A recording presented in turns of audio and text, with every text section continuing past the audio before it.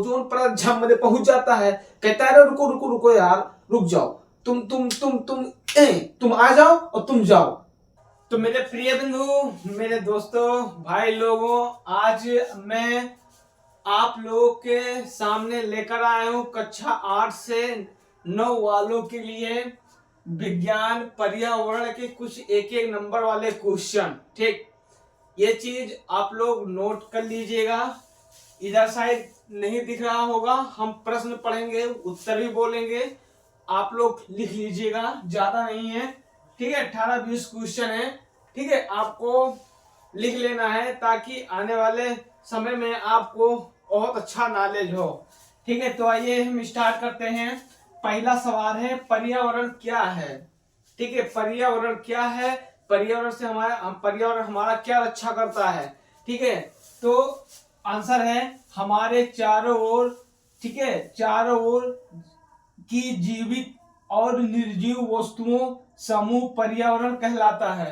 कहने का मतलब भैया क्या है ना, कि जैसे मैं बताऊं आपको, जैसे मेरी पृथ्वी है, ठीक है, ये मेरी पृथ्वी है, ठीक है, पृथ्वी की चार पृथ्वी हमारी क्या है, पृथ्वी चार क्या यार, चलो हाँ, ठीक है, जैसे मेरी पृथ्वी है, तो पृथ्वी जो हमारी पृथ्वी है ये पर्यावरण से घिरी हुई है। किससे? पर्यावरण से घिरी हुई है। ठीक है, चारों तरफ पर्यावरण से घिरी हुई है। किससे? सजीव और निर्जीव वस्तुओं से। ठीक है, तो अगर आ जा रहा है कि पर्यावरण क्या है, अगर कोई पूछ लेगा कि पर्यावरण क्या है, तो आपको बता देना है जो हमारी पृथ्वी है ये पर्यावरण से घिरा हुआ है। फिर पर्यावरण में क्या क्या आता है? सजीव और निर्जीव वस्तु। सजीव के मतलब जिसमें जान होती है, निर्जीव की वस्तु मतलब जिस वस्तु में जान नहीं होती है। ठीक है, तो पृथ्वी हमारी पर्यावरण से घिरी हुई है। फिर है, पर्यावरण के दो मुख्य भाग कौन कौन से हैं? ठीक है, पूछ लेगा कि पर्यावरण के दो मुख्य भाग कौन कौन से हैं, तो आपको बताना है। पहला है जैविक जीवित, ठीक है, दूसरा है अजैविक जीवित निर्जीव। ठीक है, जीवित के मतलब होता है जो जीवित हो, और होता है दूसरा है अजैविक निर्जीव के मतलब जो जिसमें जान ना हो। ठीक है, तो पर्यावरण के दो मुख्य भाग हैं। ठीक है, पहला जैविक जीवित जो जिंदा हो, अजैविक जीवित निर्जीव, ठीक है, जिसमें जान ना हो। ठीक है, तो ये पर्यावरण के दो भाग हो गए। फिर है वायु प्रदूषण क्या है? पूछ लेगा वायु प्रदूषण क्या है। ठीक है, तो वायु प्रदूषण क्या है? वायु में हानिकारक गैसों का मिलना वायु प्रदूषण कहलाता है। जैसे वायु प्रदूषण, अभी मैं आपसे बताऊं कि वायु प्रदूषण क्या है। जैसे वायु प्रदूषण में, ठीक है, कोई हानिकारक चीजों को मिलना, उसी को हम वायु प्रदूषण कहते हैं। मान लीजिए आपके घर के पास कोई पॉलीथीन है या कोई कूड़ा करकट है, आप उसे जला रहे हो, ठीक, तो उसमें जो धुआं निकलेगा ना, वो आसमान में जाएगा, है ना, बादल में जाएगा, वायु में क्या होगा? मिक्सर होगा। जब मिक्सर हो जाएगा तो हम लोग को सांस लेना दिक्कत होगी, उसी को हम बोलते हैं वायु प्रदूषण। ठीक है, फिर है जल प्रदूषण का मुख्य कारण क्या है? जल प्रदूषण का मुख्य कारण है कारखानों का गंदा पानी और प्लास्टिक कचरा। जैसे मैं आपको बता दूं, ठीक है, जल प्रदूषण उसे कहते हैं जैसे बड़ी बड़ी फैक्ट्रियां लगी होती हैं, जैसे गन्ना मिल, सरिया मिल, है ना, बहुत सारे ऐसे अनेक फैक्ट्रियां हैं, उसमें से धुआं निकलता है ना, और ये वो तो वायु प्रदूषण हो जाएगा धुआं से। और जो जल प्रदूषण, उसमें से जो मिलों में से जो पानी निकलता है ना, वो पानी जाके नाले में गिरता है, हाँ, तालाब में गिरता है, तब जल प्रदूषण होता है। या आपके पास घर में प्लास्टिक कूड़ा कचरा है, उसको ले जाकर आप तालाब में फेंकोगे ना, तो वो हो जाएगा जल प्रदूषण। ठीक है, ये भैया बहुत मेन क्वेश्चन है। फिर है मृदा प्रदूषण किससे होता है? ठीक है, मृदा प्रदूषण किससे होता है? मृदा प्रदूषण का मतलब होता है रासायनिक खाद और प्लास्टिक से। जैसे हमारे खेतों में, खेत से हम पकड़ लेते हैं, हमारे खेतों में जैसे अभी अनाज गेहूं लगा हुआ है, चावल लगा हुआ है ना, उसमें हम जाएंगे रासायनिक जैविक डालेंगे ना, तो उसमें क्या होगा? मतलब मृदा प्रदूषण होगा। प्लास्टिक खेतों में डालेंगे कहीं पे, तो उसमें हल वल नहीं चलेगा, है ना, तो वही उसी को बोलते हैं कि मृदा प्रदूषण। ठीक है, फिर है ओजोन परत कहाँ पाई जाती है? अब पूछ लेगा कि भैया ओजोन परत कहाँ पाई जाती है, तो ओजोन परत भैया पाई जाती है समताप मंडल में। अब भैया कोई पूछ लेगा कि समताप मंडल कहाँ है, तो भैया जो हमारी ये पृथ्वी है ना, जो हमारी पृथ्वी है, पृथ्वी के ऐसी बाहरी दिशा को हम समताप मंडल कहते हैं। समताप मंडल, सौर मंडल है ना, इसको हम बोलते हैं समताप मंडल।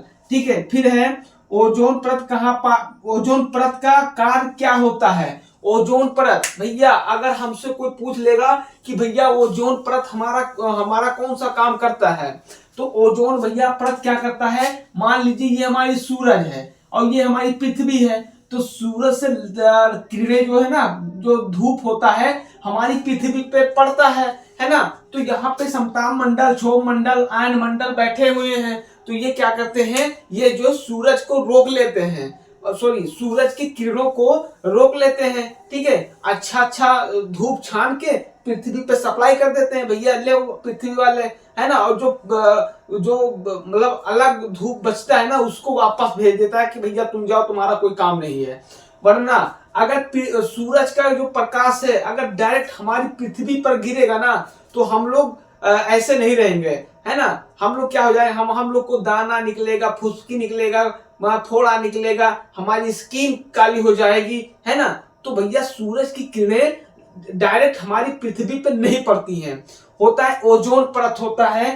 ठीक है, क्या है ओजोन परत, ठीक है, सूर्य से आने वाली हानिकारक पराबैंगनी किरणों से हमारी रक्षा करता है। ओजोन परत क्या है, जब सूर्य से किरणें, जो पराबैंगनी किरणें आती है ना, तो ओजोन परत उनको यहीं पे रोक लेता है। ठीक है, इसके बाद में उसको बढ़िया धूप लेकर पृथ्वी पे सप्लाई कर देता है, और जो बेकार जो प्रकाश होता है उसको वापस कर देता है। कौन? ओजोन परत। ठीक है, जैसे कहने का मतलब अब आपके घर में चाय बनता है कि नहीं बनता है? ठीक, तो जब चाय बनता है तो हम क्या करते हैं, चाय को छान लेते हैं, जो चाय पत्ती होती है उसको हम फेंक देते हैं, और जो चाय होता है उसको हम पी लेते हैं, है ना। तो ऐसे सूरज से धूप आता है हमारी पृथ्वी पे, तो ओजोन परत झम पहुंच जाता है, कहता है रुको यार, रुक जाओ, तुम आ जाओ और तुम जाओ, है ना। तो ये जो धुआं को पृथ्वी पे भेजता है ना, तो ये लोग हमको क्या विटामिन डी देते हैं, है ना, बहुत सारे जीव निर्जीव सबको विटामिन डी देते हैं, तभी तो हम लोग बढ़िया रहते हैं। वरना अगर सूरज का किरण प्रकाश डायरेक्ट पृथ्वी पे पड़ेगा ना, तो हम लोग के क्या, हम लोग का स्किन काली हो जाएगा, बहुत सारे दाना फुफुसी निकलेगा, है ना, अनेक प्रकार की बीमारियां हमको हो जाएंगी। ठीक है, फिर है ग्लोबल वार्मिंग। क्या है ग्लोबल वार्मिंग? पृथ्वी के तापमंडल में वृद्धि होना। ठीक है, अगर पूछ लेगा कि ग्लोबल वार्मिंग क्या है, तो ये इसमें आपको बताना है पृथ्वी के तापमंडल में वृद्धि होना। फिर है हाउस गैस का उदाहरण क्या है? Carbon dioxide. ठीक है, हाउस गैस, जिससे जब हमारे घर में जो खाना बनता है ना, तो भैया पूछ लेगा कि खाना किस गैस से बनता है, तो आपको बता देना है कार्बन डाइऑक्साइड से बनता है। फिर है अम्ल वर्षा किस गैस से होती है? अम्ल वर्षा मतलब एसिड। ठीक है, अम्ल वर्षा किस गैस से होती है? तो ये होती है सल्फर डाइऑक्साइड से होती है।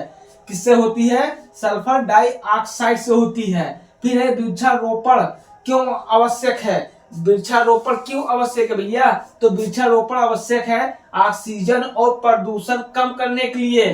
ठीक है, ऑक्सीजन और प्रदूषण कम करने के लिए। ठीक है, वृक्षारोपण बहुत जरूरी है। फिर है जैव विविधता क्या है? जैव विविधता क्या है? जीवों की विभिन्नता, प्रजातियों की विविधता। ठीक है, जीवों की विभिन्नता, फिर है प्रजातियों की विभिन्नता। ठीक है, 5 जून को मनाया जाने वाला विश्व पर्यावरण दिवस किस संस्था द्वारा चलाया गया? तो ये है भैया यूनाइटेड नेशंस द्वारा। किसके द्वारा? यूनाइटेड नेशंस द्वारा। ठीक है, फिर है 22 अप्रैल को कौन सा दिवस मनाया जाता है? 22 अप्रैल को कौन सा दिवस मनाया जाता है? तो भैया पृथ्वी दिवस। कौन सा? पृथ्वी दिवस मनाया जाता है। फिर पूछ लेगा सौर ऊर्जा किससे प्राप्त होता है? तो सौर ऊर्जा सूर्य से हमको प्राप्त होता है। किससे? सूर्य से प्राप्त होता है। फिर है पवन ऊर्जा किससे प्राप्त होता है? तो हवा से प्राप्त होता है। ठीक है, पवन ऊर्जा किससे प्राप्त होता है? हवा से प्राप्त होता है। फिर पूछ लेगा जल विद्युत कैसे बनती है? जल विद्युत कैसे बनती है? तो बहते पानी से बनती है। जल विद्युत कैसे बनती है? तो बहते हुए पानी से बनती है। फिर है जीवाश्म ईंधन के उदाहरण है। जीवाश्म ईंधन के उदाहरण क्या है? ठीक है, जीवाश्म ईंधन के उदाहरण क्या है? तो ये है कोयला और पेट्रोलियम। क्या है? कोयला और पेट्रोलियम है। फिर पूछ लेगा खाद्य श्रृंखला क्या है? खाद्य श्रृंखला क्या है? तो आपको बताना है जीवों के बीच भोजन संबंध। ठीक है, जीवों के बीच भोजन संबंध। ठीक है, यह है खाद्य श्रृंखला। फिर है उत्पादक कौन होते हैं? तो उत्पादक होते हैं हरे पौधे। ठीक है, क्या होते हैं? हरे पौधे। फिर है उपभोक्ता कौन होता है? उपभोक्ता कौन होता है? तो भैया होता है जानवर और मनुष्य। उपभोक्ता कौन होता है? जानवर और मनुष्य। ठीक है, तो भैया ये रहे कुछ पर्यावरण विज्ञान के कुछ क्वेश्चन आपके सामने, है ना। तो अब क्या करना है, इसको आप नोट कर लीजिएगा, बढ़िया से पढ़ लीजिएगा और याद हो जाएगा तो बहुत अच्छी बात है ना। ये छोटी छोटी चीजें हैं, ये चीज जरूर याद होना चाहिए। बाई चांस कोई पूछ ले आपसे तो आप उत्तर न दे पाओ तो दिक्कत होगी ना भाई, तो आप इसको याद कर लीजिए, है ना। तो भैया ये रहा आज की वीडियो में। ठीक है, छोटा सा टॉपिक के बारे में हमने बता दिया आपसे। अब कल हम लेकर आते हैं आपके सामने मस्त टॉपिक। तब तक मुझे दीजिए इजाजत। जय हिंद, जय भारत।